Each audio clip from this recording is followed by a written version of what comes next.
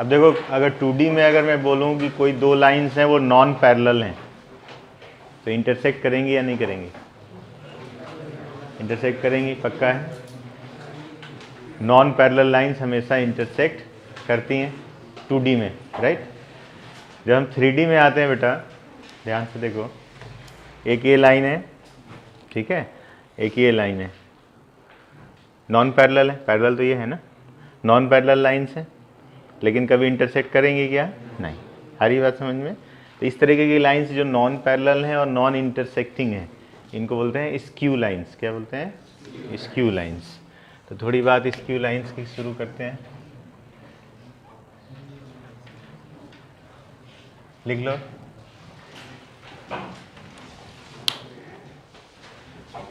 In three-dimensional space,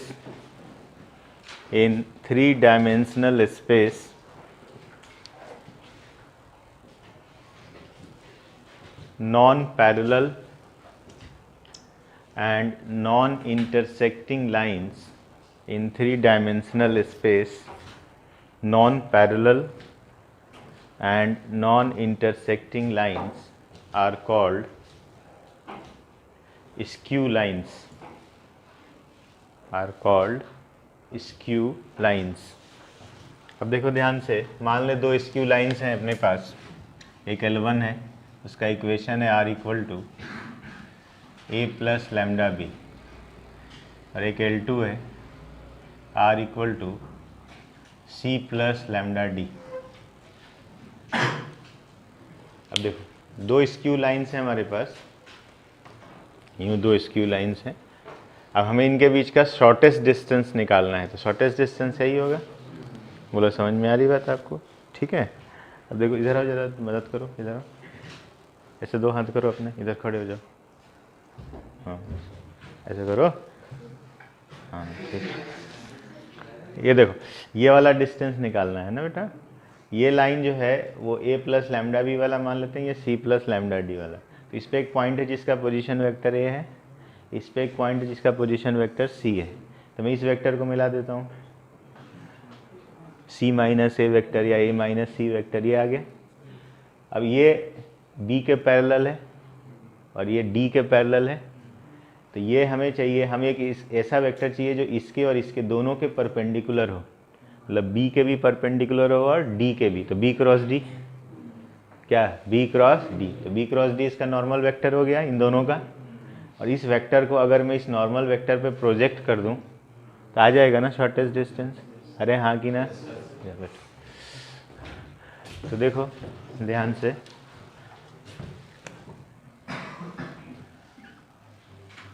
ये L1 है, L2, तो इस पे एक पॉइंट लिया अपन ने A, और इस पे एक पॉइंट लिया ये C, और ये मिला दिया, और ये है शॉर्टेस्ट डिस्टेंस, दोनों पे परपेंडिकुलर शॉर्टेस्ट डिस्टेंस। तो शॉर्टेस्ट डिस्टेंस आ गया हमारे पास AC डॉट एन कैप, जिस पे प्रोजेक्ट करते हैं उसका यूनिट वेक्टर, ये आ गया AC dot N cap. N cap मतलब B cross D upon modulus of B cross D। अरे ठीक है क्या? AC मतलब हो गया C minus A dot B cross C D, scalar triple product, तो C minus A B D का scalar triple product divided by mod of B cross D का मॉड ले लें क्योंकि डिस्टेंस है। ये आ गया अपने पास क्या? Shortest distance. ये सारे वेक्टर्स पता रहते हैं अपने को, तो ईजिली शॉर्टेस्ट डिस्टेंस कैलकुलेट हो जाएगा। अगर शॉर्टेस्ट डिस्टेंस 0 हो जाए फिर क्या होगा? लाइंस क्या करेंगी? इंटरसेक्ट, है ना। तो ये भी जेईई में 2-3 बार पूछा गया है। तो अगर शॉर्टेस्ट डिस्टेंस 0 हो जाए देन लाइंस आर इंटरसेक्टिंग, है ना। मतलब कंडीशन दे दी जाती है, दो लाइन की इक्वेशन दे दी जाएगी, बोलेगा ये इंटरसेक्ट कर रहे हैं, तो कंडीशन क्या है? तो कंडीशन ऐसे निकलेगा कि उनका शॉर्टेस्ट डिस्टेंस क्या कर देंगे? 0। आ रही बात समझ में आपको?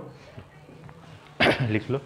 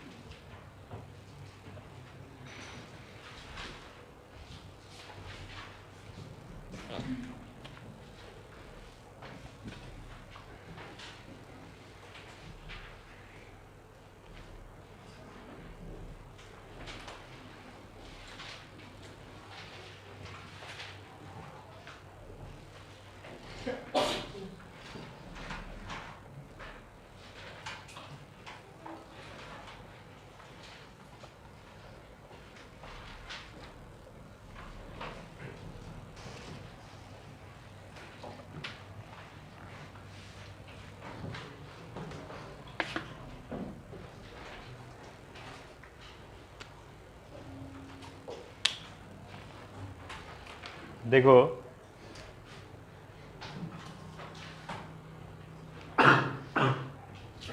यही आपका 3 डायमेंशनल स्पेस होता है, एक्स वाई जेड एक्सिस, है ना। तो अगर यहाँ पे कोई पॉइंट है स्पेस में, ठीक है, तो यहाँ पे पहुँचने के लिए मैं इधर आया, यहाँ पहुँचना है, फिर इधर गया, फिर ऊपर उठ गया, अरे हाँ या ना, सही है। एक्स आया, वाई आया, जेड आया, तो ये स्पेस में कोई भी पॉइंट है तो उसका X comma Y comma Z अपन लिखते हैं। इस पर कोई पॉइंट हो जाएगा अगर, तो एक्स 0 0 हो जाएगा, इस पे हो जाएगा तो 0 वाई 0 हो जाएगा, इस पे 0 0 जेड हो जाएगा। अरे हाँ कि ना। और स्पेस में कोई पॉइंट है तो ऐसा होगा। बोलो ठीक है, समझ में आ रही बात। ये एक प्लेन बनेगा एक्स वाई प्लेन, इसमें जो भी पॉइंट होगा उसका जेड कोऑर्डिनेट क्या होगा, 0। पल्ले पड़ रहा है ना, 3 प्लेन्स बनेंगे। बोलो समझ में आ रही बात, हाँ कि ना। अब देखो बेटा, मान लो ये कोई एक वेक्टर है एक्स आई वाई जे जेड के, एक्स आई वाई जे जेड के, तो ये एक्स एक्सिस के साथ कुछ एंगल बनाएगा, वाई के साथ भी बनाएगा और जेड के साथ भी बनाएगा। अरे हाँ कि ना। देखो ध्यान से, मान लो एक वेक्टर है आर, वो है x I plus Y J plus Z के, making angles alpha beta and gamma with x y and z axes respectively, ठीक है। तो देखो मैं cos अल्फ़ा निकालने की कोशिश करता हूँ। तो cos अल्फ़ा बेसिकली इस वेक्टर और आई कैप के बीच का एंगल है। अरे एक्स एक्सिस के अलॉन्ग कौन सा वेक्टर है बेटा, आई कैप, है ना। पॉजिटिव डायरेक्शन कंसीडर करना है, लिख दूँ क्या, with positive X Y and Z axis, ठीक है। तो cos अल्फ़ा आ जाएगा r dot I cap upon mod r mod I cap. अरे ठीक है क्या, हाँ कि ना। तो मॉड आई कैप तो 1 हो जाएगा बेटा, और r डॉट आई कैप कितना हो जाएगा, x। r dot I cap क्या हो जाएगा, x। तो r dot I cap basically है क्या, projection of r on x axis.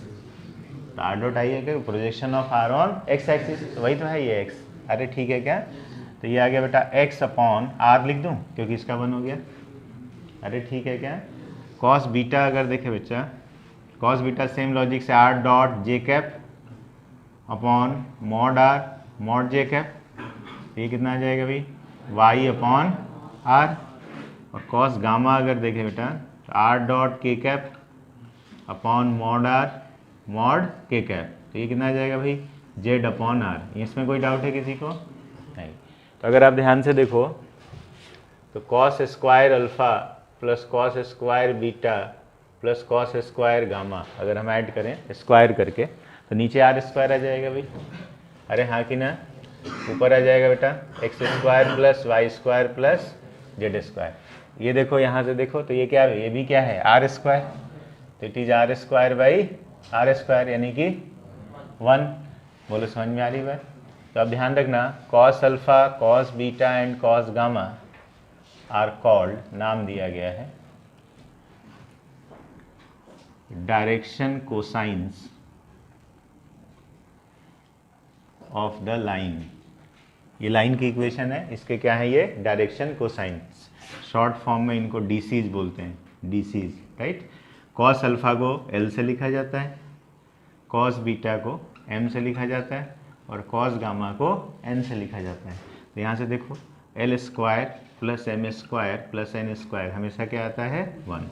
समझ में आया, कोई रॉकेट साइंस नहीं है, वेक्टर से ही निकल के आ रहा है सब कुछ। हम वेक्टर से सारा कुछ 3D डेप्थ, क्योंकि अलग अलग चैप्टर नहीं है, सेम चैप्टर है, बस लिखने का तरीका कार्टेशियन सिस्टम में लिखा जाता है, ये वेक्टर फॉर्म में लिखा जाता है। समझ में आ गया एलिमेंट होता क्या है। कोई भी लाइन जो पॉजिटिव डायरेक्शन के साथ जो एंगल्स बनाती है उनका cos, that will be the direction cosines. और वो निकालेंगे कैसे, projection of the line on the x axis divided by its modulus, projection of line on the y axis divided by its modulus, projection of line on the z axis divided by its modulus। आगे बात समझ में, note कर लो इसको।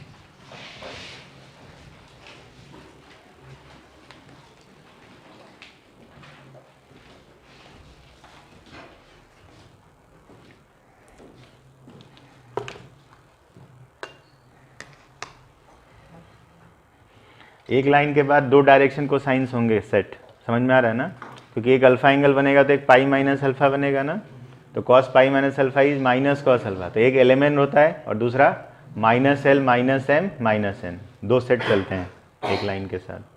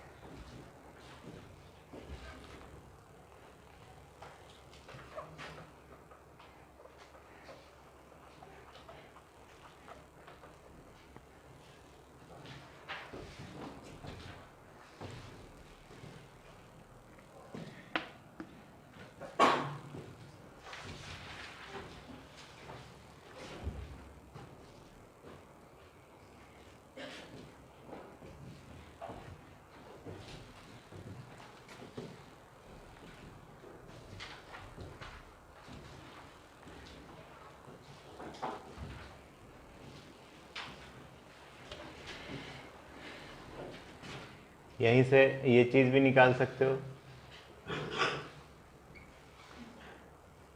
अगर sign का पूछा जाए कितना आ जाएगा, 2 आ जाएगा, समझ रहे हो ना। अरे हाँ कि ना, ये 1 है तो ये कितना आएगा 2, क्योंकि इन दोनों का समेशन 3 आएगा, समझ रहे हो ना, तो ये कितना आ जाएगा 2। तो ये जेईई मेन में एक बार पूछा गया कि इसकी वैल्यू बताओ, तो समझ गए ना क्या हो जाएगा 2, कोई दिक्कत वाली बात नहीं।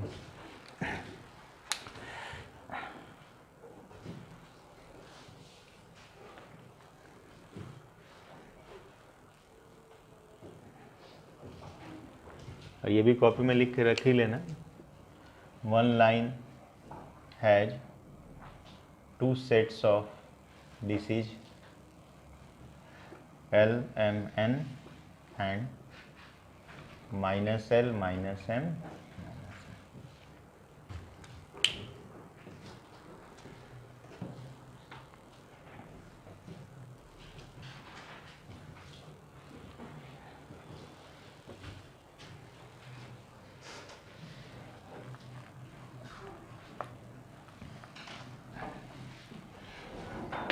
हे राम ईश्वर,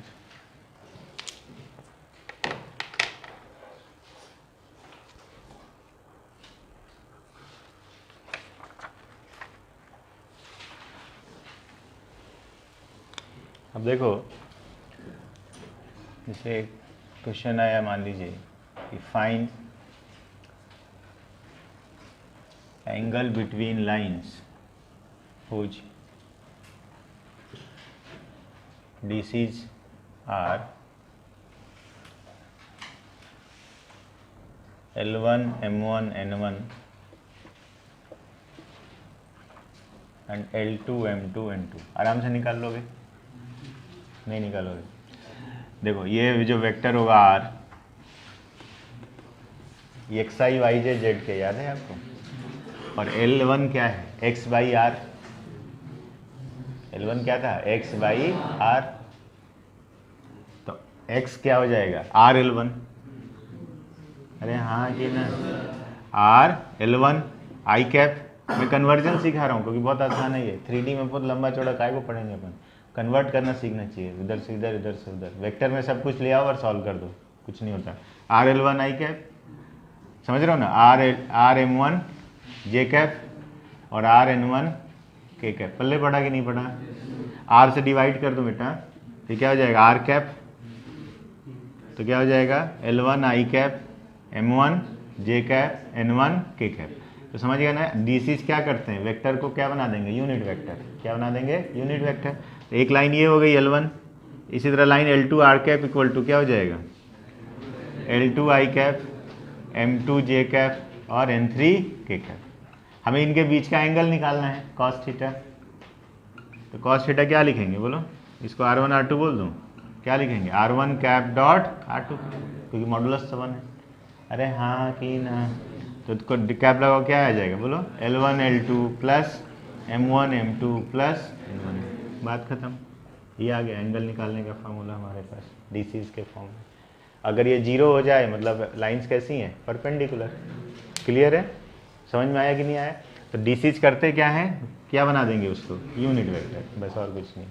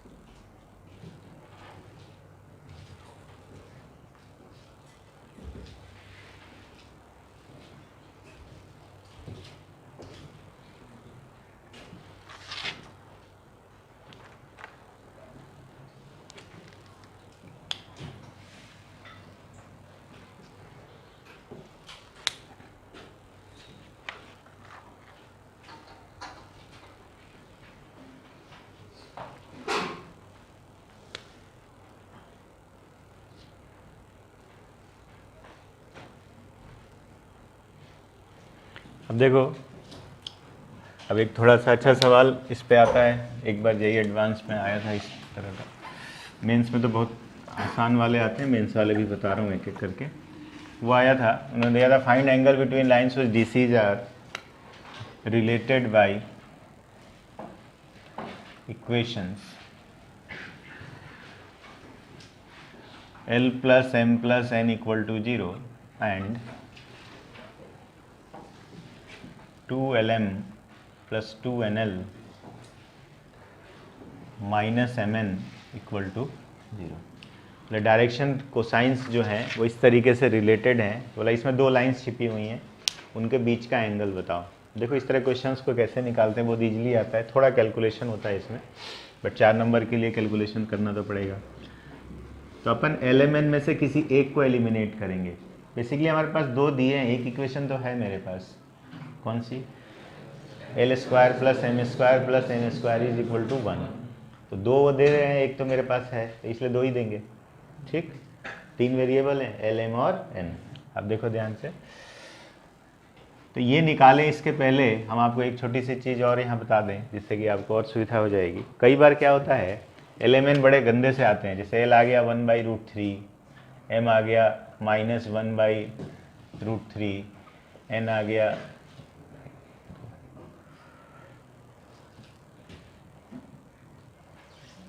(1/√3), कुछ इस तरीके से आ जाएगा। तो इसमें कैलकुलेशन करना थोड़ा सा मुश्किल पड़ता है। तो हम लोग क्या करते हैं, हम लोग कुछ नए रियल नंबर्स ले आते हैं, जिससे कि इनका रेशियो जो है हम ले लेंगे। मतलब कहने का मतलब ये हुआ कि let us introduce 3 real numbers A, B and C such that, अपन एकदम आसान भाषा में पढ़ रहे हैं, बहुत कॉम्प्लिकेटेड करके नहीं पढ़ना है। ABC हमने 3 नंबर रियल्स रिड्यूस, जैसे कि जिससे कि A/L1 equal to A/L equal to B/M equal to C/N हो जाए, या उल्टा भी लिख सकते हो, L/A equal to M/B equal to N/C हो जाए। तो अगर रेशियो देखोगे तो 1:-1:1 है, भाई रेशियो के फॉर्म में तो थोड़ा आसान हो जाएगा। 1 - 1 अच्छे नंबर है, 1/√3 थोड़ा सा कठिन नंबर है कैलकुलेशन करने के लिए। तो कैलकुलेशन को ईज करने के लिए 3 नंबर्स इंट्रोड्यूस किए, इनका रेशियो मान लिया कि कांस्टेंट सेम आ जाए। तो इस तरह से हम बोलेंगे कि ABC आर को, इनको नाम दे दिया डायरेक्शन रेशियोज। है ना, कोई रॉकेट साइंस नहीं है, सिंपल है। कैलकुलेशन को ईजी करने के लिए इसको इंट्रोड्यूस ही किया गया। शॉर्ट फॉर्म में बोलते हैं डीआर्स। क्या बोलते हैं? डीआर्स। डीआर और डीसी में रिलेशन निकालना बहुत आसान है। मान लो ये हमने रिलेशन लिया, अब देखो, तो A by L equal to B by M equal to C by N equal to कुछ मान लेते हैं, टी मान लो, ठीक। तो यहाँ से ए आ जाएगा एल टी, बी आ जाएगा एम टी, है ना, और सी आ जाएगा एन टी। अरे ठीक है क्या? तो A square plus B square plus C square करेंगे तो टी स्क्वायर आ जाएगा। अरे हाँ कि ना? तो टी आ जाएगा बेटा मेरे पास plus minus under root A square plus B square plus C square. तो देखो ए हमारे पास क्या है? एल टी है ना, तो टी ए रहा। अरे हाँ कि ना?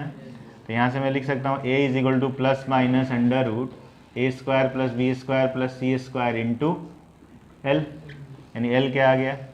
ए upon under root A square plus B square plus C square. अरे हाँ कि ना?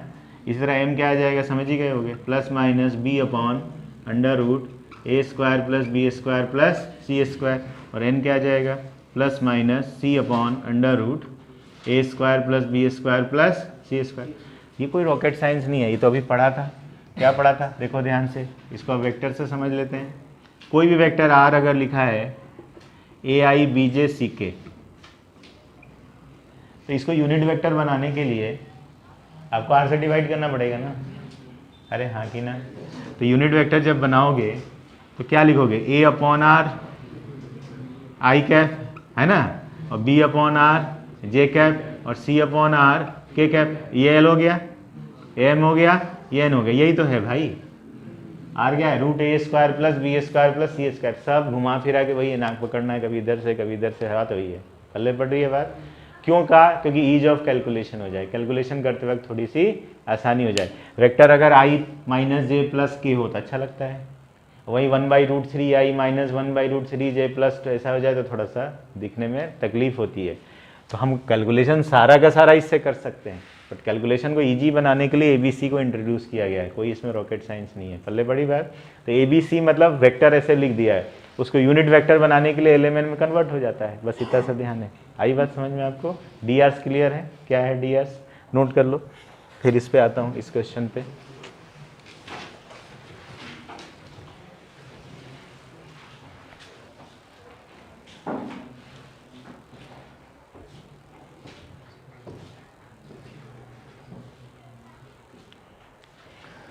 हे रामेश्वर,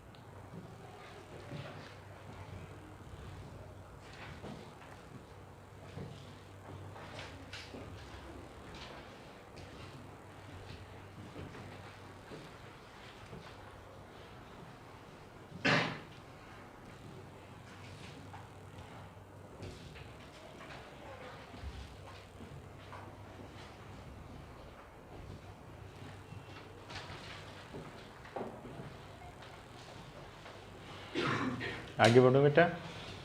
देखो इस क्वेश्चन पे आता हूँ।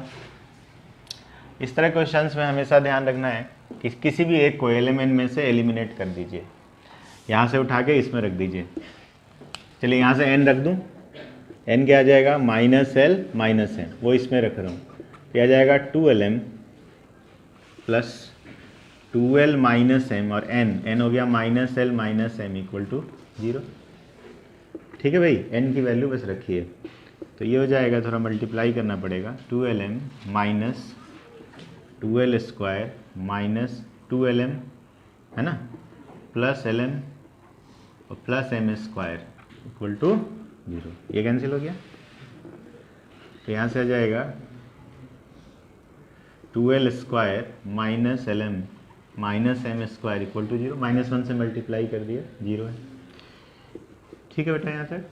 फिर हम क्या करेंगे, m स्क्वायर से डिवाइड करेंगे, तो ये हो जाएगा l/m का स्क्वायर माइनस l/m और -1 इक्वल टू 0। क्या किया, m स्क्वायर से डिवाइड किया, तो अब l/m में ये क्वाड्रेटिक बन गया, तो l/m की वैल्यू अपन निकाल लेते हैं।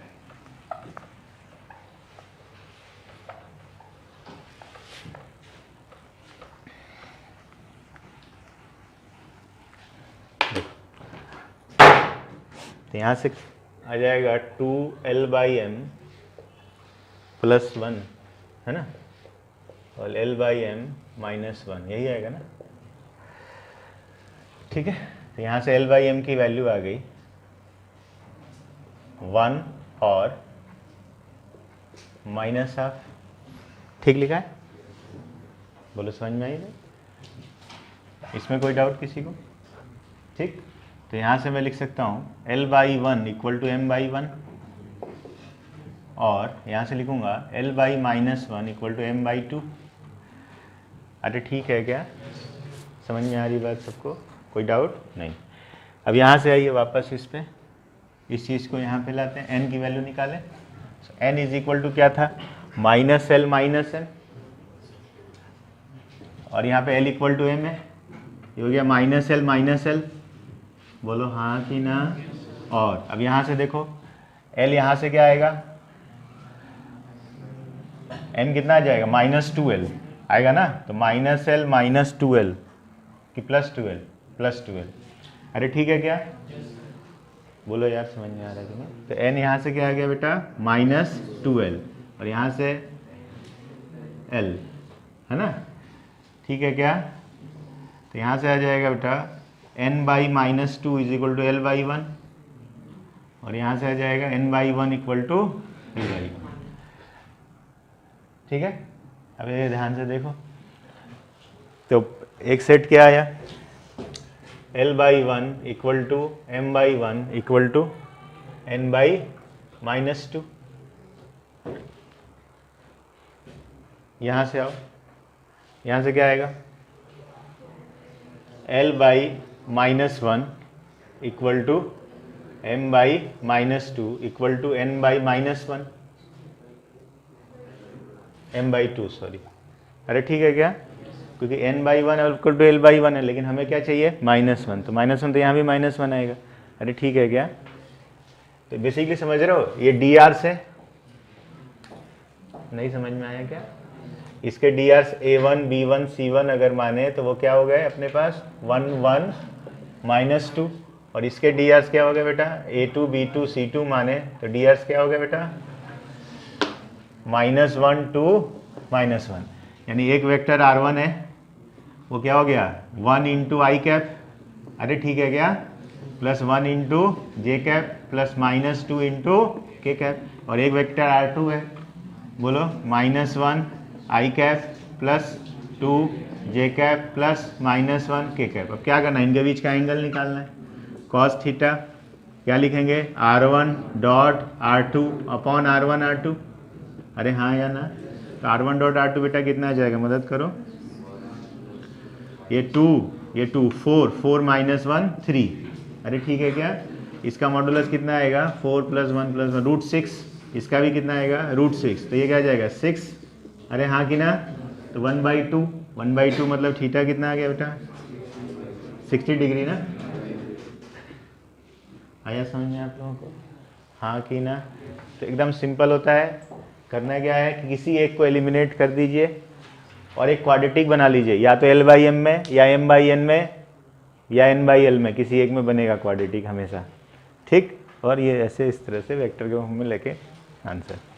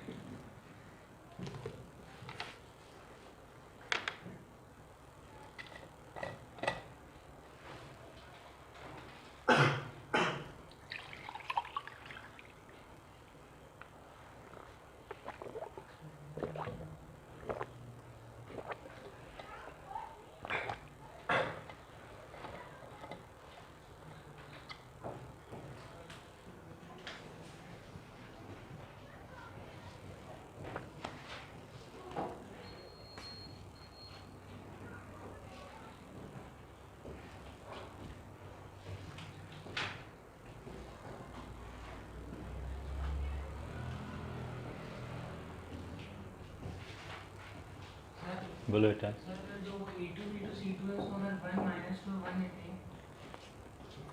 कैसे ले लें?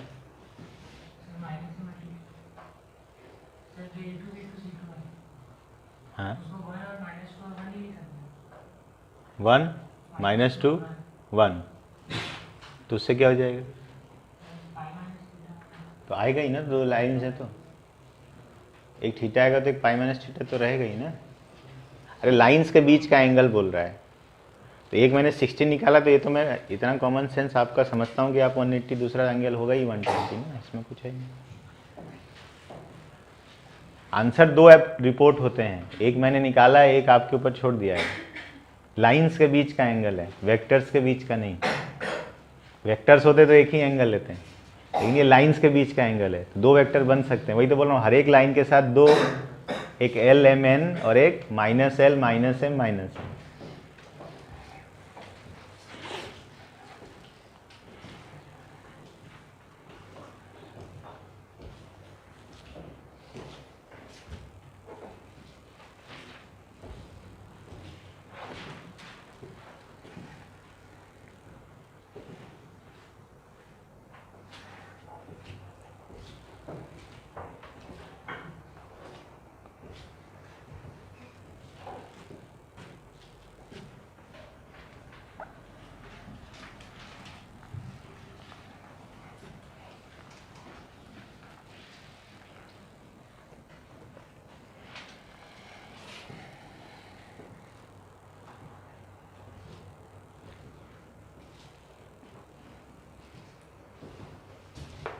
मिटाऊं भाई?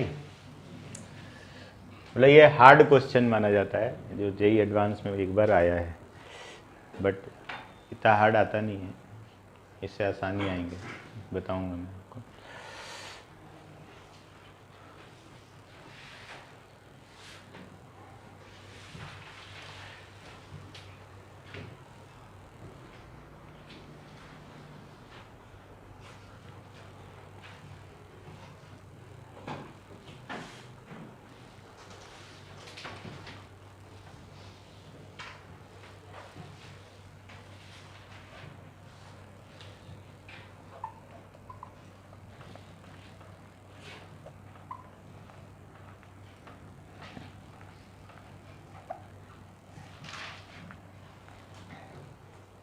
अब आपको मेरे को सिखाना है कन्वर्जन, सबसे इंपॉर्टेंट वही है कन्वर्जन। वेक्टर से 3D में कन्वर्ट, लाइन की इक्वेशन, प्लेन की इक्वेशन कैसे करेंगे, देखो ध्यान से।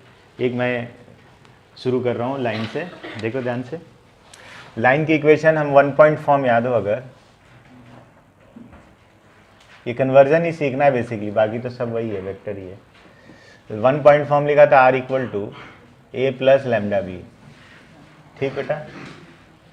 अब हम बोल रहे हैं कि line is passing through a point A and parallel to vector B, यही होता है ना इसका मतलब। अब मान लो थोड़ी देर के लिए A जो है वो है x1 i cap plus y1 j cap plus z1 k cap, और जिसके पैरेलल है B वेक्टर, उसको अपन मान लेते हैं ए बी की जगह कुछ और ले लें, सी डी ले लो।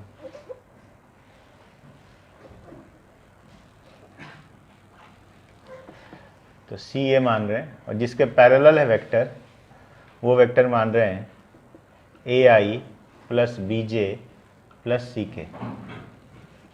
तो ए बी सी जो हैं इसके क्या हैं, डी आर्स या डी सीज? D Rs. क्या है? D Rs. अरे हाँ कि ना, पल्ले पड़ रही बात? क्योंकि यूनिट वेक्टर नहीं लिखा है हमने, क्या लिखा है? वेक्टर। अगर यूनिट वेक्टर लिखते तो ये क्या होते हैं? D Cs. अरे ठीक है ना। अब ये दोनों यहाँ रख रहा हूँ, और ये तो जनरल पॉइंट है, तो आर को मैं क्या लिखूंगा? एक्स आई वाई जे और जेड के। ठीक, चलो सब कुछ यहाँ रखो। आएगा X I plus Y J plus Z K equal to x1 i y1 j z1 के plus lambda times A I B J C K. इसको इधर ले बेटा, तो आएगा x minus x1 i,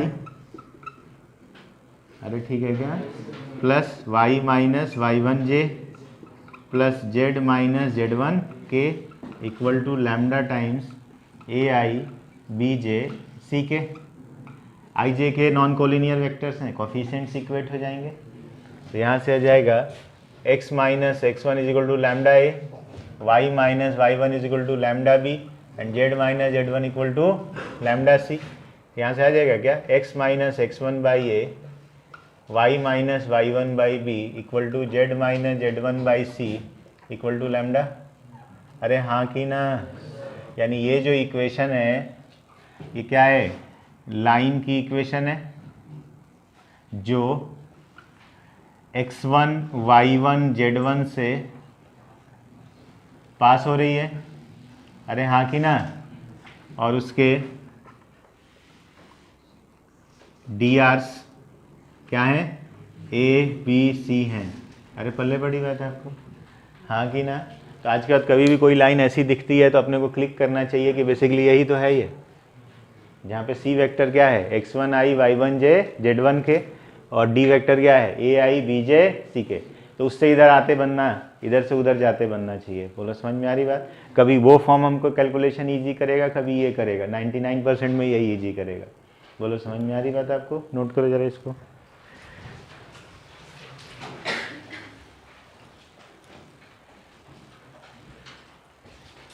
basically ये कन्वर्जन आप सीख गए ना तो 3D में कुछ होता नहीं, बहुत ही सरल सी चैप्टर है, 2-3 चीज़ें ही पूछी जाती हैं घुमा घुमा के, वही अपने को पढ़ना है।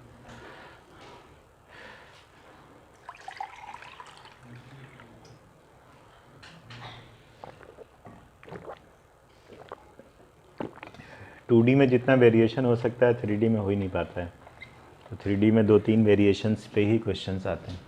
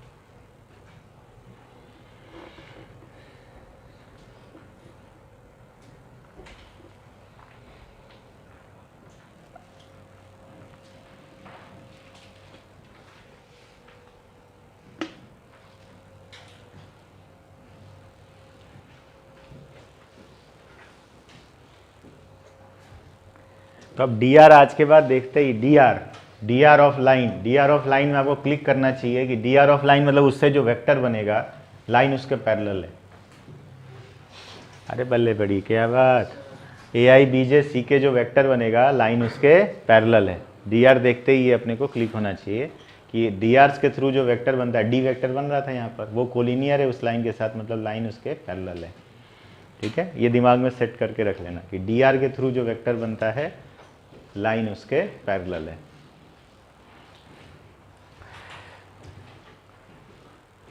ना। कहीं एक लाइन लिख के रख ही लो, बेटर है।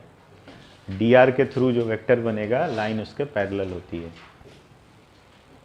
डी आर के थ्रू जो वेक्टर बनेगा लाइन उसके पैरेलल होती है।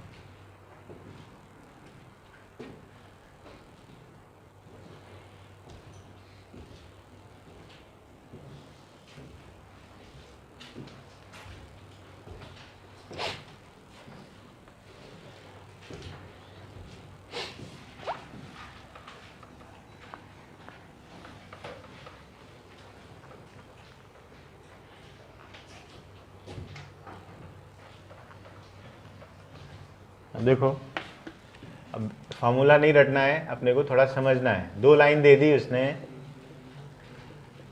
क्योंकि फॉर्मूला तो अपन भूल सकते हैं, समझेंगे तो कभी नहीं भूलेंगे। एक लाइन L1 दी बेटा, एक लाइन L2 दे दी।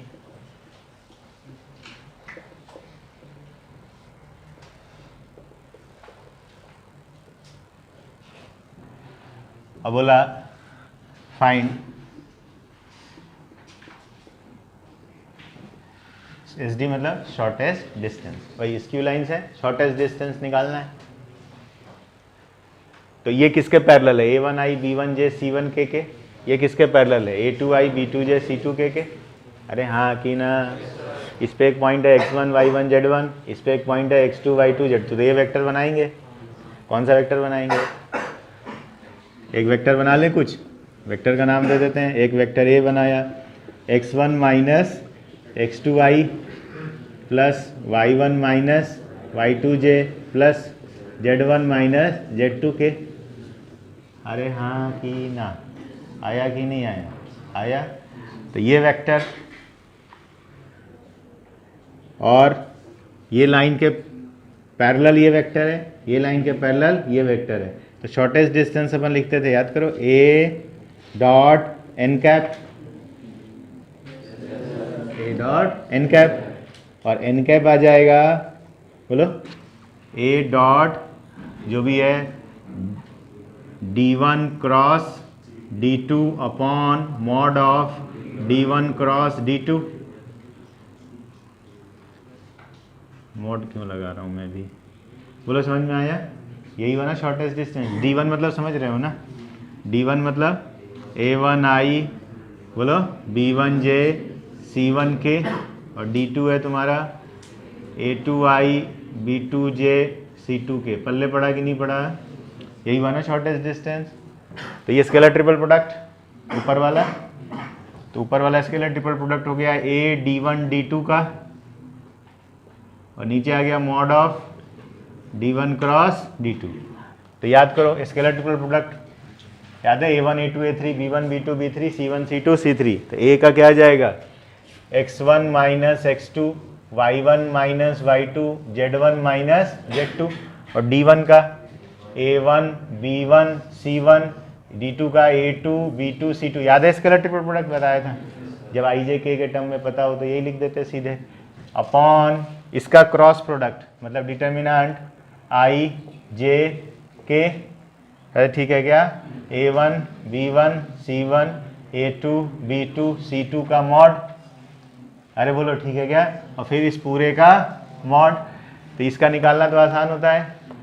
तो फाइनली हम लिख सकते हैं इसको x minus x1 sorry x1 minus x2 y1 minus y2 z1 minus z2 upon a1 b1 c1 a2 b2 c2 upon root over, ध्यान हो अगर, ठीक है, b1 c2 minus b2 c1 का स्क्वायर। अरे ठीक है क्या? फिर a1 c2 minus a2 c1 का square plus a1 b2 minus a2 b1 का स्क्वायर। का मॉड। अब ये किताबों में लिखा रहता है, घबरा जाते हैं, पता नहीं क्या क्या लिख दिया भाई साहब। कुछ नहीं लिखा है, वही लिखा है जो वेक्टर में हमने पढ़ा है। तो फॉर्मूला याद नहीं करना अपने को क्या ध्यान रखना है कि भाई इसके पैरेलल ये वेक्टर, इसके पैरेलल ये वेक्टर, और ये 2 पॉइंट है तो इसको प्रोजेक्ट करना है, बस। फॉर्मूला रटने की ज़रूरत नहीं है। अब रटना इसमें क्या है, बस एक चीज़ रट लेना। क्या रट लेना कि व्हेन लाइंस क्या इंटरसेक्ट ईच अदर, क्या इंटरसेक्ट ईच अदर। तो इंटरसेक्ट कर रही है मतलब एक ही प्लेन में है। 2 इंटरसेक्टिंग लाइंस तो कोप्लेनर होंगी कि नहीं होंगी? होंगी ना। दैट इज लाइंस आर क्या coplanar, then shortest distance will be 0। अरे हाँ कि ना, शॉर्टेस्ट डिस्टेंस 0 मतलब ये 0 मतलब x1 minus x2, y1 minus y2, z1 minus z2, a1 b1 c1 a2 b2 c2 equal to 0। ये आईटी वालों का फेवरेट सवाल है, मेंस में 2 4 5 बार पूछ चुके हैं। 2 लाइन की इक्वेशन दे देंगे, बोलेंगे इंटरसेक्ट कर रही है, कंडीशन बताओ, कोप्लेनर है, कंडीशन बताओ, तो यही कंडीशन है। अरे हाँ कि ना, लाइंस आर कोप्लेनर बोल लो या लाइंस आर इंटरसेक्टिंग बोल लो, बात क्या है, बराबर।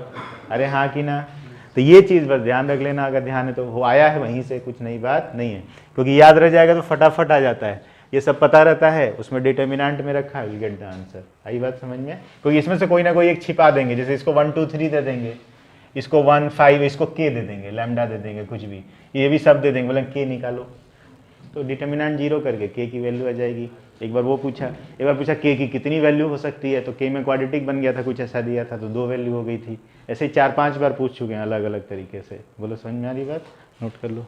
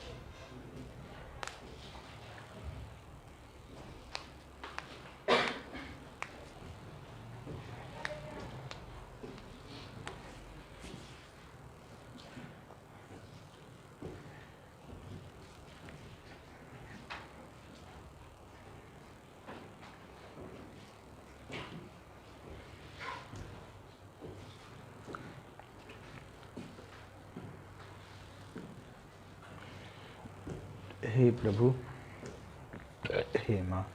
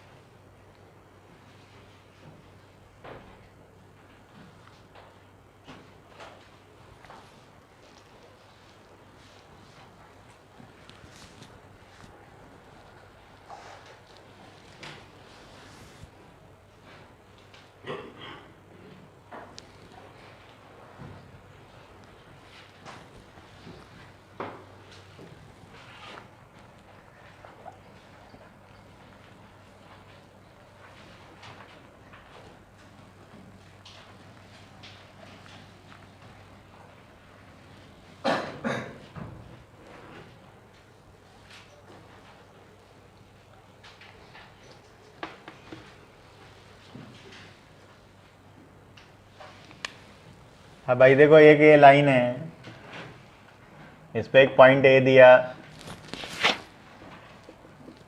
और एक पॉइंट बी दिया, बी वेक्टर, इसका भी इक्वेशन निकलवाया था।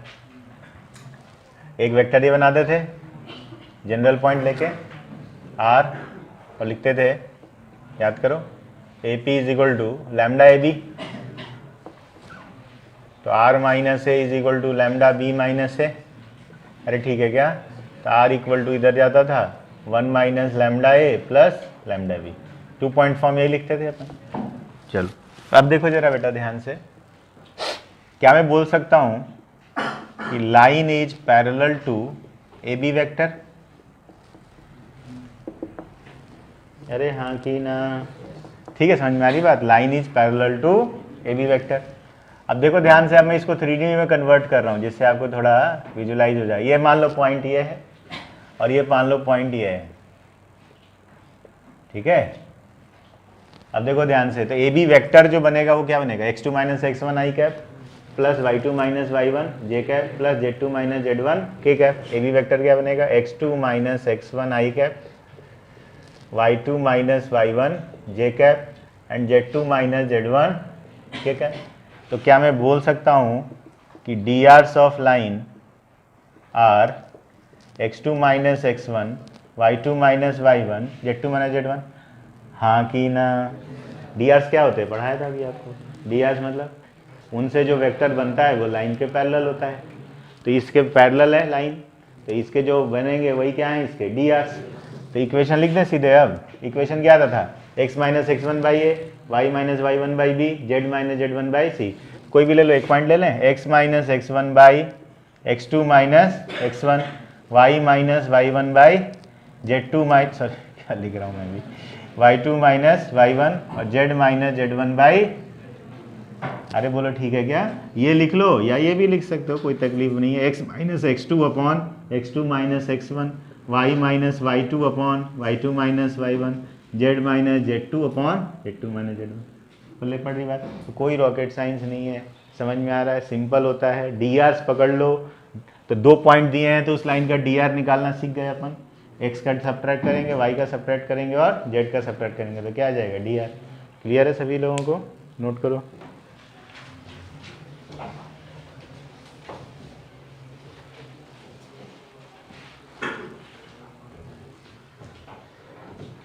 ये सब हमने पढ़ा है, बस अब कन्वर्जन सिखा रहा हूँ आपको, वेक्टर से इसमें कैसे कूदना है, बाकी कुछ रॉकेट साइंस इसमें होता नहीं है।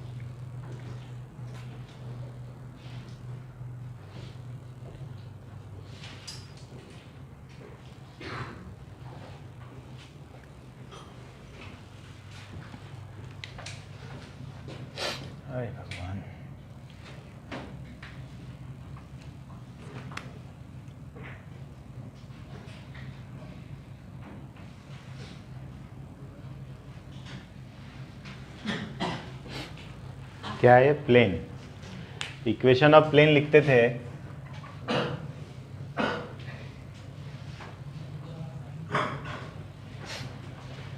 R.n is equal to D, याद है?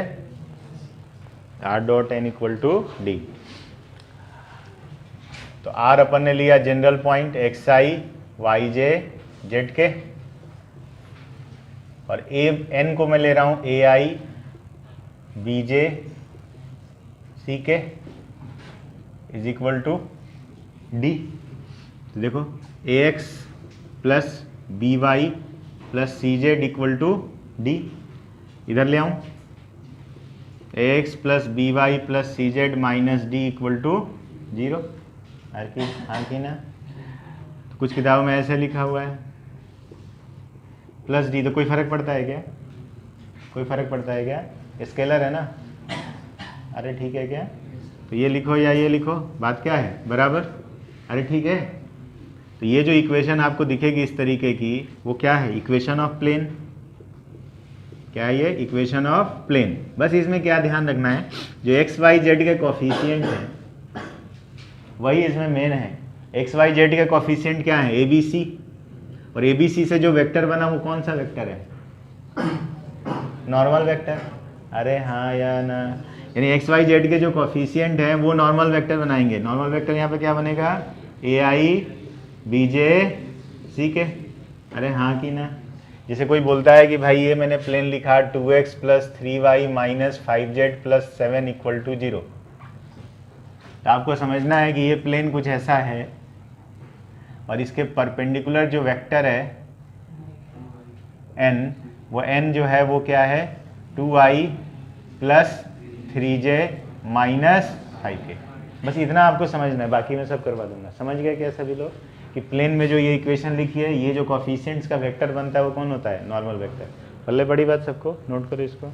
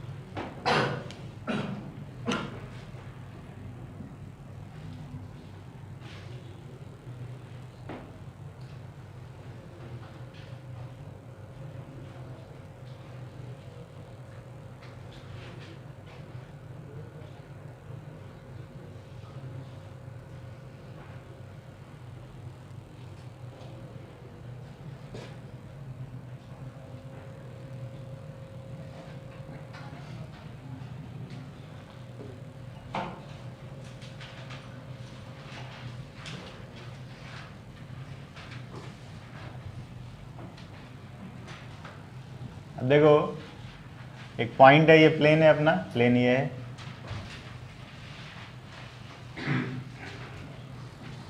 अब इस पॉइंट से ये परपेंडिकुलर डिस्टेंस कैलकुलेट करना है इसका, एल बोल देता हूँ या स्मॉल पी बोल देता हूँ। बहुत आसान है कैलकुलेट करना। मैं इस लाइन की इक्वेशन लिखने जा रहा हूँ। इस लाइन पे एक पॉइंट है x1 y1 z1, क्या इसका dr पता है मुझे? पता है क्या? क्या होगा dr? जो नॉर्मल का होगा, जो नॉर्मल का dr होगा वही इसका भी dr होगा, क्योंकि नॉर्मल के पैरेलल है ये, और नॉर्मल का dr तो दिया हुआ है ए बी सी। अरे हाँ कि ना? Very good. So equation of line हमने लिख दिया x minus X one by A equal to Y minus Y one by B equal to, अरे ठीक है क्या? मान लेते थोड़ी देर के लिए लैम्डा है, ये पॉइंट Q है जहाँ आके गिरा, ठीक है। तो इस पे x में क्या लिखूंगा? x1 प्लस ए लैम्डा, y क्या लिखूंगा? y1 प्लस बी लैम्डा, और z क्या लिखूंगा? z1 प्लस सी लैम्डा। अरे हाँ कि ना? आई बात समझ में? मतलब इसको अपन क्या बोल रहे हैं? x y z, तो वो उस प्लेन पे लाई करेगा, तो प्लेन की इक्वेशन को सेटिस्फाई करेगा। अरे ठीक है क्या? रख दूं? तो क्या आया? a, नहीं समझ में आ रहा है क्या? आ रहा है क्या सबको? Plus b this plus c this plus d equal to 0। अरे ठीक है क्या? तो देखो ax1 आया बेटा, by1 वहाँ से आया, cz1 और प्लस d और बाकी लैम्डा वाले term plus lambda a square B square C square equal to 0। तो लैम्डा आ गया मेरे पास minus ax1 by1 cz1 plus d divided by a square plus B square plus C square. ये lambda आ गया, मतलब ये आ गया। नहीं समझ में आ रही बात? आ रही बात समझ में? हमें P निकालना है, तो P जो होगा डिस्टेंस फार्मूला से क्या आएगा? देखो जरा,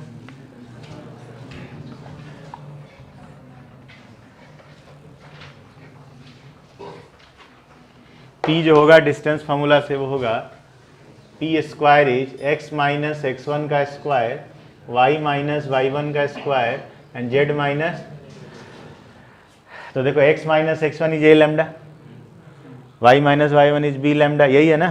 तो क्या लिखेंगे? It is equal to lambda square into A square plus B square plus C square. अरे ठीक है क्या?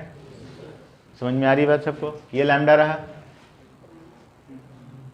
नहीं समझ में आया? लैम्डा रहा, तो देखो P यहाँ पर क्या आ जाएगा? Root over A square plus B square plus C square into lambda का मॉड। तो P आ गया, अब लैम्डा की वैल्यू रख दे तो ये कट जाएगा, एक रूट बचेगा, तो आ जाएगा mod ax1 by1 cz1 plus d divided by root over A square plus B square plus C square. अरे ठीक है क्या? समझ में आ रही बात? क्लियर है क्या? अब देखो जरा, ये रटना वटना नहीं है, समझो जरा। अगर 2D में 2D ये लाइन होती और ये पॉइंट होता और ये आप डिस्टेंस निकालते, तो लिखते आप P इज इक्वल टू, ये तो पढ़ा है ना, अपॉन, अरे ठीक है क्या? इसको देखो उसको देखो जरा ध्यान से, कोई फर्क नहीं है, एक एक्स्ट्रा कोऑर्डिनेट आया है z, तो इसलिए यहाँ नीचे सी स्क्वायर भी आया z वाले का कोएफिशिएंट। अरे ठीक है क्या? मतलब प्लेन जो है वो लाइन की तरह बिहेव करता है, और करना भी चाहिए भाई। ये देखो, तुमको तो लाइन दिख रही है, तुमको तो लाइन दिख रही है।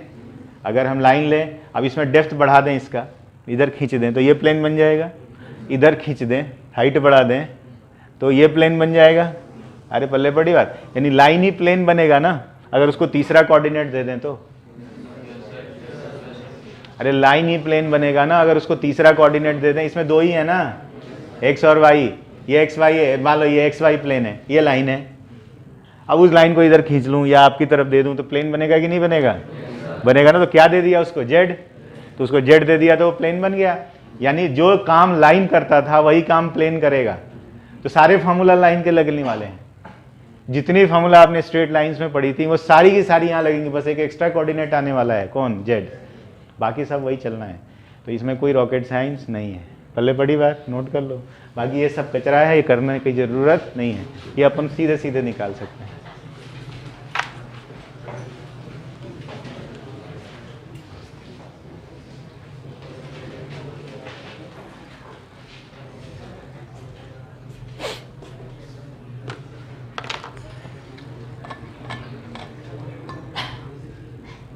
बाकी तुम पूरा लिखना, मैंने मेहनत की है, तुम भी करो।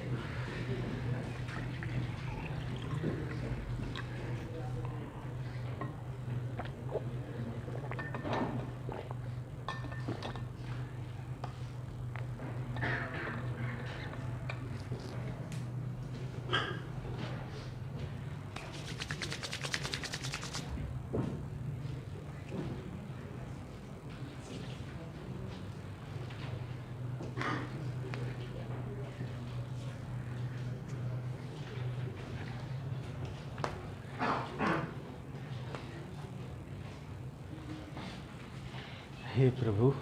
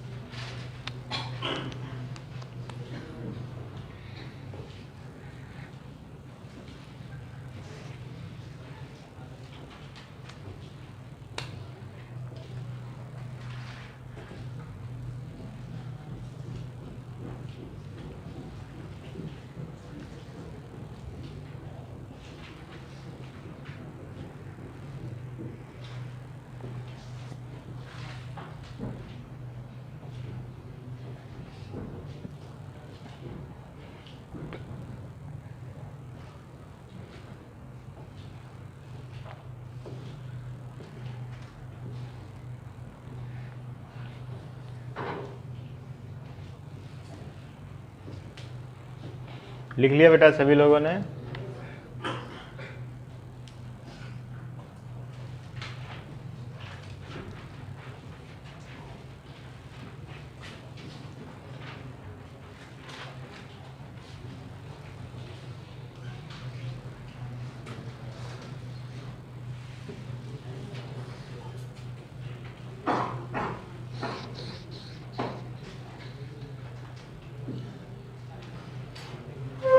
अरे लिख लिया क्या? अब चलो देखो जरा ध्यान से, एक और कलाकारी इसमें बता रहा हूँ आपको, ध्यान से देखो। ये हम लिखते थे इक्वेशन, जहाँ एबीसी क्या थे, डी आर्स, लाइन के डी आर्स थे। अब बदमाशी देखना मैं जो करने जा रहा हूँ, ध्यान से देखना जरा।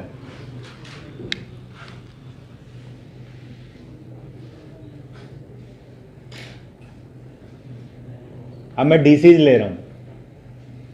अरे डी आर पता तो डीसी भी पता है ना। एल कितना है? A by under root A square B square C square, M है B by under root sigma A square, कौन लिखे इतना सारा, C by under root sigma A square, यही है ना। डी सी जैसे ही लिखा, ध्यान से देखना भाई लोग, है ना, क्योंकि किताबों में बहुत लंबे लंबे कैलकुलेशन है, मैं आपको वेक्टर के थ्रू सब पिद्दू पिद्दू से सवाल बना रहा हूँ। देखो एल एम एन हो गया, अब क्या फायदा हुआ देखो, मैं सीधे वहाँ जा रहा हूँ, ये छोड़ रहा हूँ, वहाँ जा रहा हूँ। तो x माइनस एक्स वन का स्क्वायर यहाँ पर आ जाएगा, देख लो, एल स्क्वायर एम स्क्वायर और एन स्क्वायर, और ये होता है 1, तो ये क्या हो गया, लैम्डा स्क्वायर, यानी p क्या आ गया, लैम्डा। अरे p क्या आ गया, लैम्डा। यानी इस केस में जो ये लैम्डा लिखते हो वो कुछ और नहीं होता है, यही डिस्टेंस होता है। इस केस में अगर आप डीसीज लिख दोगे तो ये जो है लैम्डा, ये क्या है basically distance between X Y Z and x1 y1 z1। पल्ले पड़ी बात आपको। तो ये करने में बहुत बार फायदा हो जाएगा, मैं आपको बताता हूँ कहाँ होगा। ये समझ में आया क्या सब लोगों को कि अगर हमने ऐसे लिखा तो यही लैम्डा है। अरे बोलो यार, नोट कर लो जरा, ये फोटो बना के, बस इतना सा। और ये एलिमेंट है,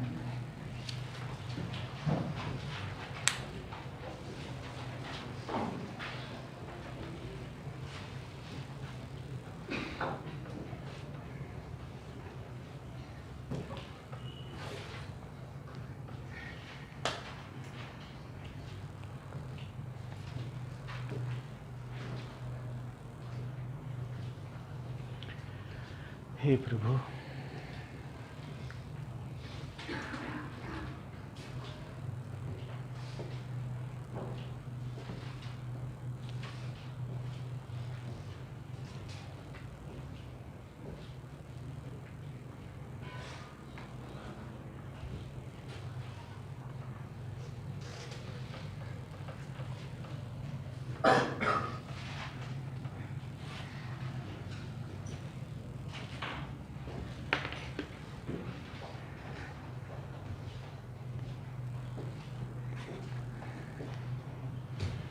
लिख लिया बेटा। आइए, ये प्लेन हो गया,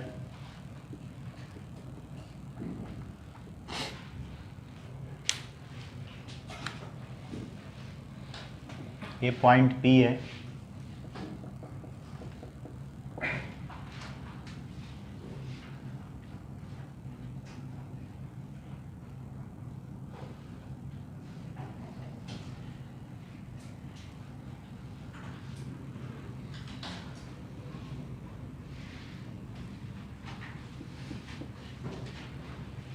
दो चीज़ें एक साथ बता रहा हूँ। प्लेन, पॉइंट, ये फोटो परपेंडिकुलर और ये उसका रिफ्लेक्शन।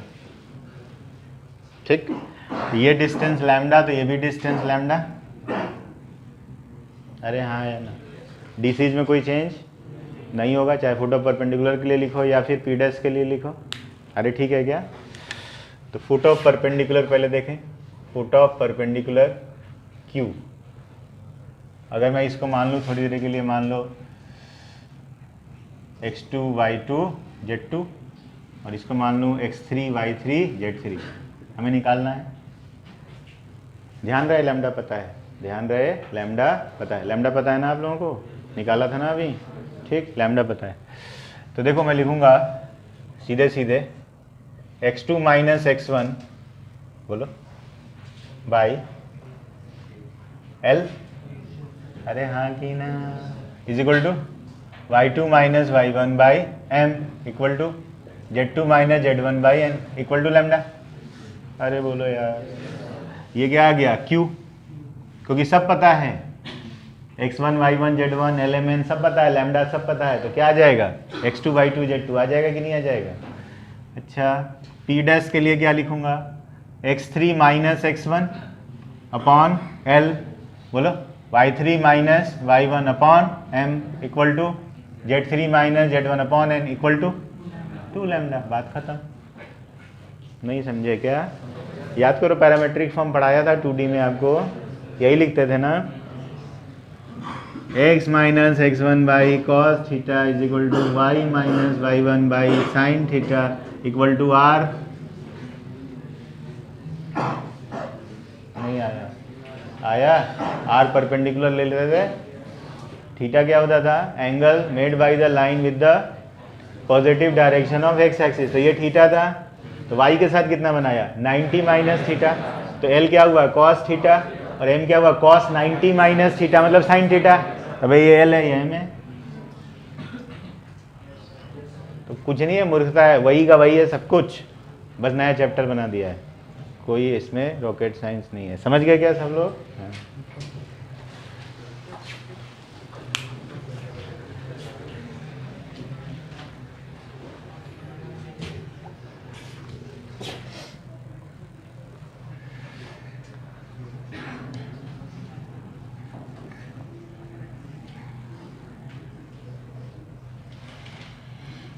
हे प्रभु।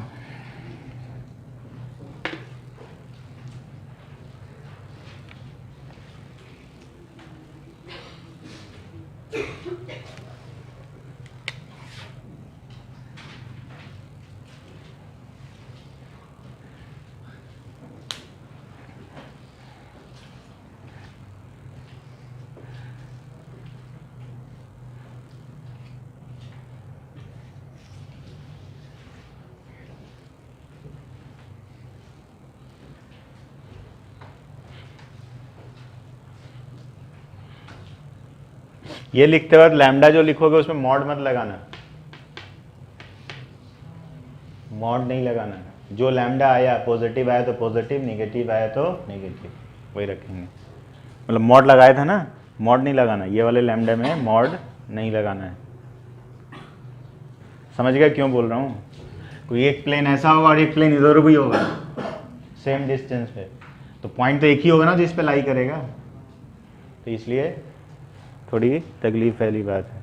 तो लैम्डा पे मैं लिख देता हूँ, लैम्डा निकालते वक्त मॉड नहीं लगाएंगे। मतलब लैम्डा क्या लिखेंगे, माइनस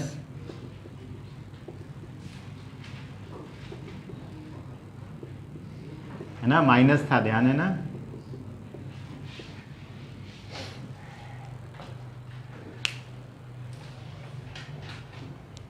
लाइन में भी यही करते थे, 11th क्लास की कॉपी पलट के देखोगे, हाँ भी बताया था आपको।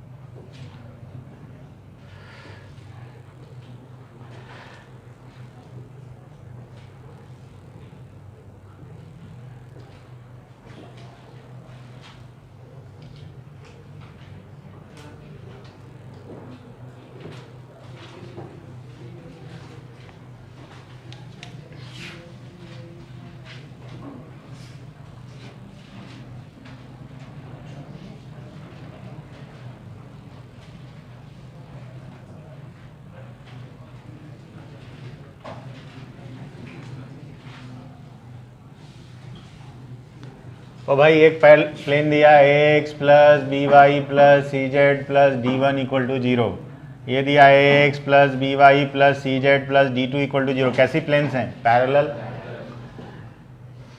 तो shortest distance between parallel planes निकाल सकते हैं क्या? क्या आ जाएगा, mod d1 minus d2 upon root over A square plus B square plus C. खेल खत्म, जो लाइन में करते थे।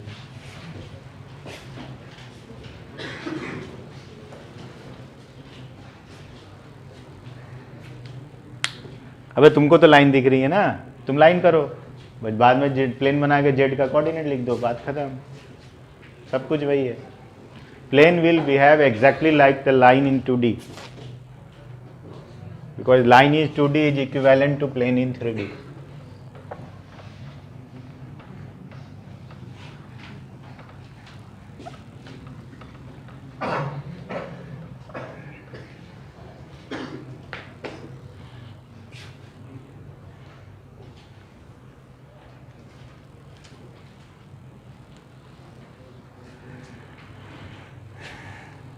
अब देखो भारी सवाल पूछा गया, find distance of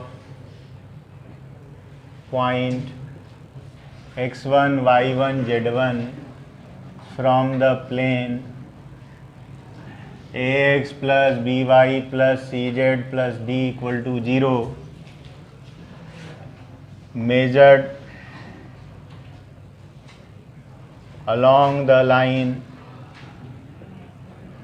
x minus x naught by a1 y minus y not by b1 z minus z not by c1।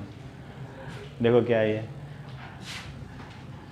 4-5 बार पूछ चुके हैं और बहुत लंबा लंबा तरीका किताबों में दिया है, अपन उतना कुछ खास करने वाले नहीं हैं। ये प्लेन है भाई, अभी हम लोग ये डिस्टेंस ने कैलकुलेट कर लिए थे, ये x1 y1 z1, तो ये तो आता था, बोला ना ये नहीं चाहिए, मतलब ये चाहिए ही नहीं। वो बोल रहा है आप ये डिस्टेंस निकाल के बताओ सच दैट ये लाइन ये वाली रही। समझ गए क्या क्या है चक्कर? अरे समझे कि नहीं समझे? समझ गए ना? इस लाइन के पैरेलल वाले डायरेक्शन में ये डिस्टेंस निकालना है, वो भी निकाला हुआ है पैरामीट्रिक फॉर्म में। भूल गए होंगे, याद है? आपको कहाँ से याद होगा भाई, आप लोग बड़े लोग हैं। देखिए ये डिस्टेंस लैम्डा है, याद रखने का तो जिम्मेदारी मेरी है। तो सबसे पहले आप समझे मुझे इसके डीसीज चाहिए क्योंकि मुझे लैम्डा निकालना है। अरे नहीं, तो डीसीज लिख दूं क्या? L1 M1 N1, जहाँ पे L1 है A1 upon sigma A1 square and so on. ठीक, तो ये हमें लैम्डा चाहिए, ये वाला डिस्टेंस। क्या करूं भाई बताओ, आप ही लोग बताओ, हमको तो कुछ सूझ नहीं रहा।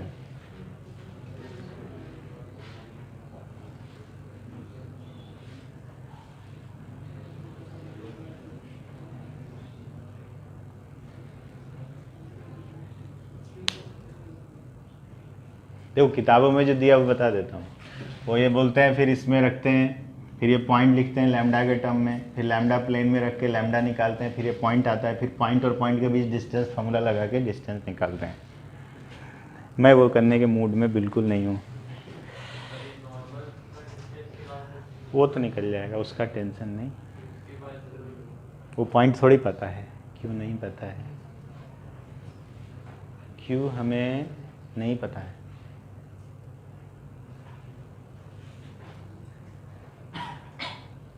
अच्छा प्लेन की इक्वेशन पता है भाई, है ना? लिखा है ना? फुर्सत मिले तो जाके देखना, निकलवाया हुआ है। ax1 plus by1 plus cz1 plus d upon al1 plus bm1 plus cn1, ये आएगा। ये भी क्लास में कराया हुआ है 2D में लाइन में।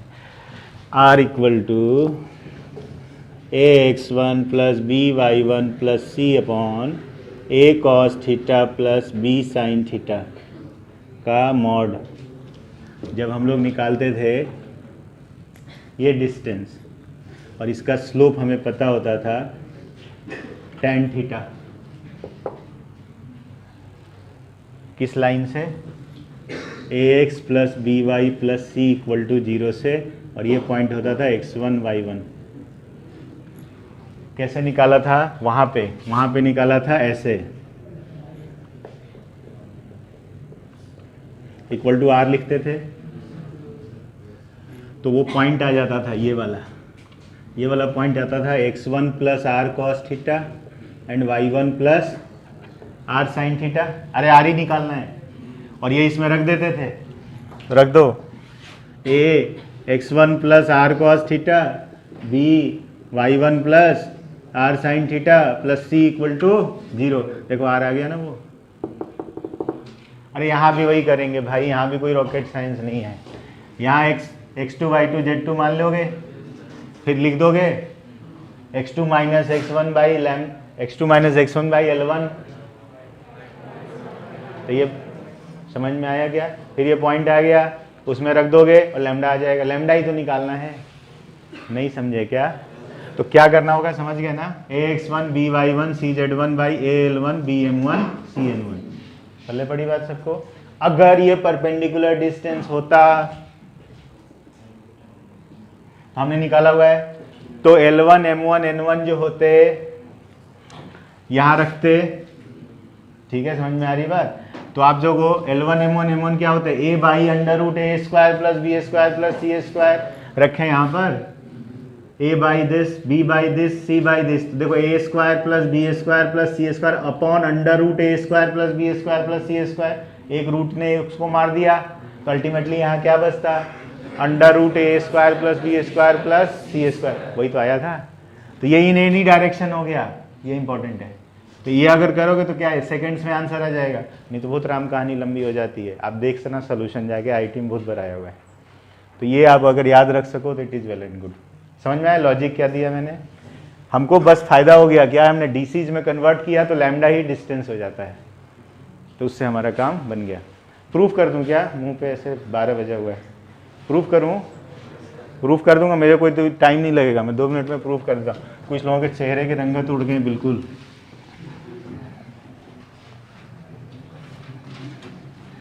ऐसा लग रहा है पता नहीं क्या क्या हो गया। ओ भाई ये पॉइंट मान ले कुछ, x2 y2 z2, तो उस लाइन की इक्वेशन क्या लिखेगा? x2 minus x1 by L1 is equal to upon m1 equal to z2 minus z1 by n1 equal to lambda. तो x2 क्या लिखेगा बेटा? x1 plus lambda L1 and so on. ये किस पे लाई कर रहा है? प्लेन पे, प्लेन पे रख दे।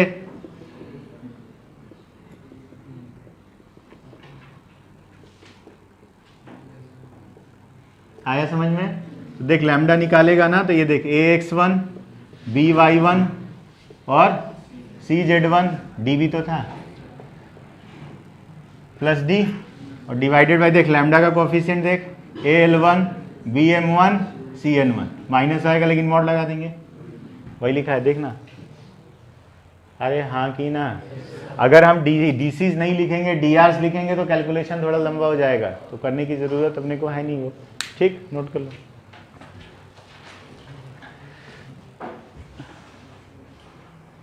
हे प्रभु, हे माँ,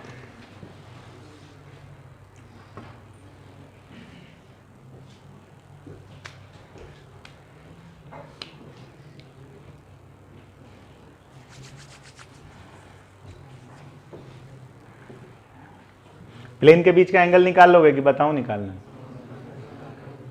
अब एक plane a1x b1y c1z plus d1 है, एक a2x b2y c2z plus d2 है, तो नॉर्मल वेक्टर्स मिल गए। तो नॉर्मल के बीच का ही तो एंगल निकालना होता है। a1 a2 plus b1 b2 plus c1 c2 upon root under a1 square b1 square c1 square root under a2 square b2 square c2 square. तो उसमें कोई ऐसा बताने की ज़रूरत नहीं।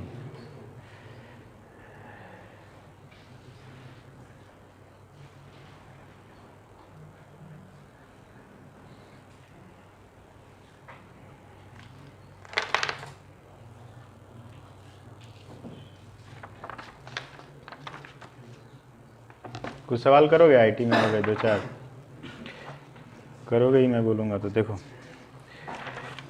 कुछ क्वेश्चंस बता रहा हूँ जिससे आपको थोड़ा कॉन्फिडेंस आ जाए कि इसमें कुछ होता नहीं है सच। लिखो पहला सवाल, क्या पूरी राम कहानी लिख रहे हो क्या? वो डिस्टेंस लिख लो ना, बात खत्म।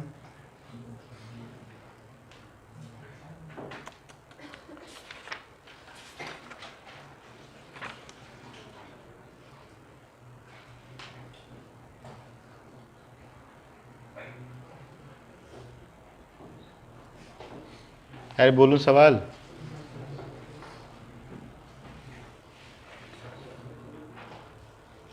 बोलूं? लिखो पहला सवाल, if the lines x minus 1/2 x minus 1/2 equal to y plus 1/3 y plus 1/3 equal to z minus 1/4 z minus 1/4 and x minus 3/1 x minus 3/1 equal to y minus k/2 y minus k/2 equal to z/1 equal to z/1 intersect then find k, intersect then find k।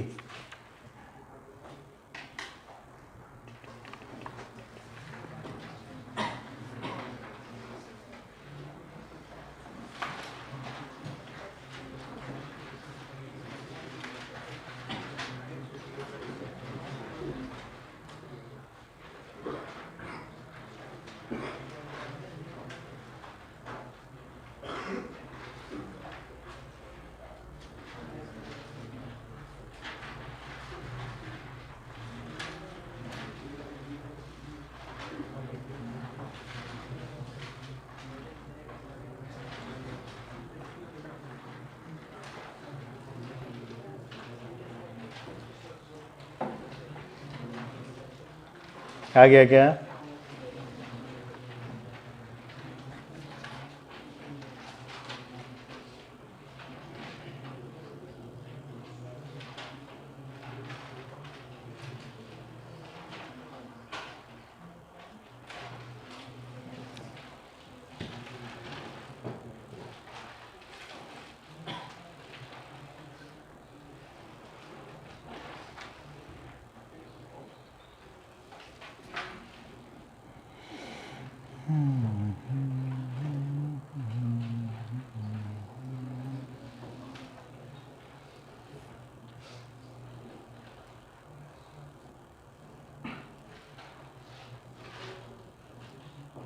आ गया क्या? कितना आया? 4 option दिए हुए थे, 3/2, 9/2, -2/9 और -3/2। कितना रहा है? 9/2। देख लेता हूँ।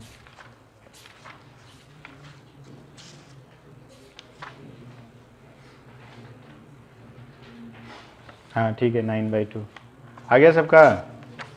वही डिटर्मिनेंट को क्या करना था? 0। बात खत्म।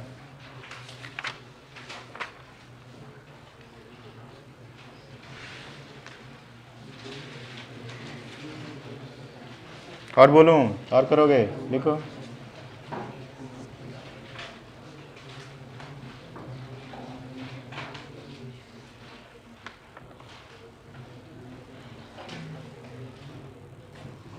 क्या बोलो, सब सड़े सड़े सवाल हैं, कुछ अच्छा लो ना। हाँ एक ठीक ठाक है, लिखो।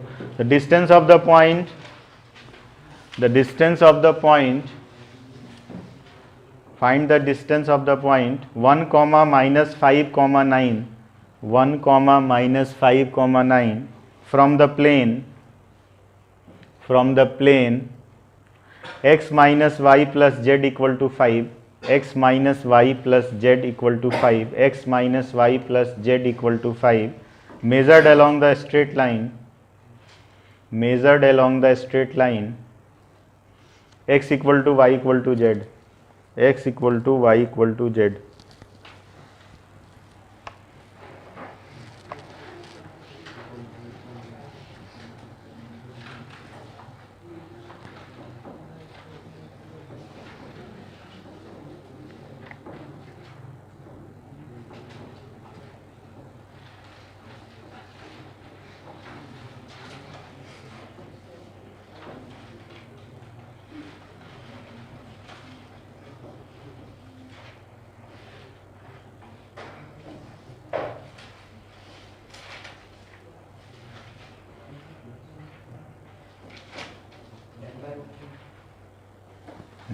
आंसर 4 ऑप्शन दिए हैं, उसमें 10/√3 है ही नहीं।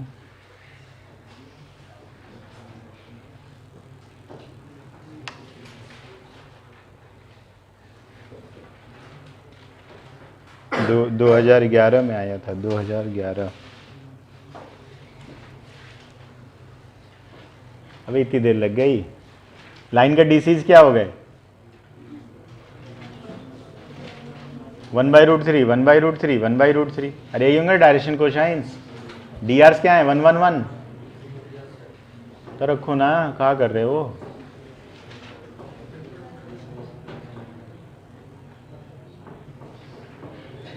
पॉइंट रखो 1, -5, 9। किस में? प्लेन में।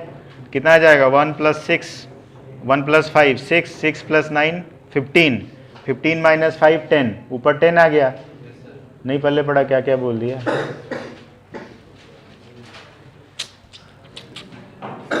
ये सब पता है ना? A B C 1 - 1 1। ये पॉइंट पता है ना? 1 - 5 9। D भी पता है ना? -5। सबको एक तरफ लाओ। ये 10 आ जाएगा। ये 1/√3, 1/√3, 1/√3। और ये क्या है? 1, -1 और ये 1। तो यहाँ से 1/√3 बचेगा। तो 3√3 ऊपर कूद गया, तो 10√3 आंसर है। यही दिया है।